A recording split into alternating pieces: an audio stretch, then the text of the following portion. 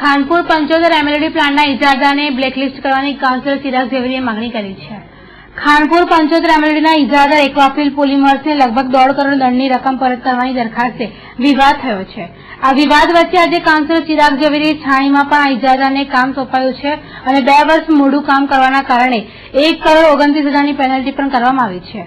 ત્યારે પાલિકા તંત્ર આ ઇજારદારને કેમ છાવરે છે તેવો સવાલ ઉઠાવી ઇજારદાર એક્વાફિલ પોલિમર્સને બ્લેકલિસ્ટ કરવા માંગણી કરી છે। મારે એવું કહેવું છે કે કોર્પોરેશનના સત્તાધારી પક્ષના લોકો અને ખાસ કરીને સ્થાયી સમિતિ આખી ઇજારદારોને ત્યાં ઘૂંટણીએ અને ગીરવે મૂકી ગઈ છે। કોર્પોરેશનના ઇતિહાસમાં કોઈ પણ દિવસ ઇજારદારે જે કંઈ કોર્પોરેશનને નુકસાન કર્યું હોય અને લોકોની સુવિધામાં અડચણરૂપ થયા હોય એમને જ્યારે બી દંડ કર્યો છે અને કોઈને માફી કરવાની વાત આવી નથી।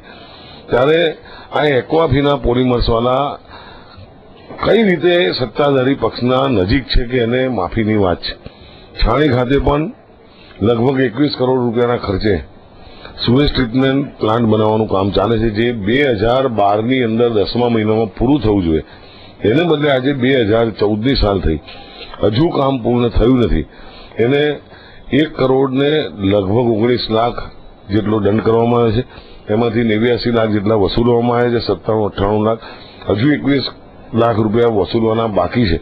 ત્યારે એને માફી આપવાનું કામ લઈને સ્થાયી સમિતિએ પુરવાર કરી દીધું છે કે આ સ્થાયી સમિતિ નથી, આ મલાઈ સમિતિ છે।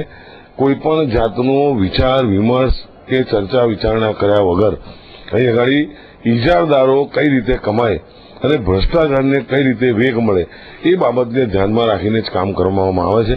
ત્યારે મેં મુખ્યમંત્રીને, સરકારમાં અને તમામ જગ્યાએ પત્ર લખ્યો છે કે તાત્કાલિક આ પ્રથા બંધ કરવામાં આવે અને કોર્પોરેશનને થતું આર્થિક નુકસાન રોકવામાં આવે।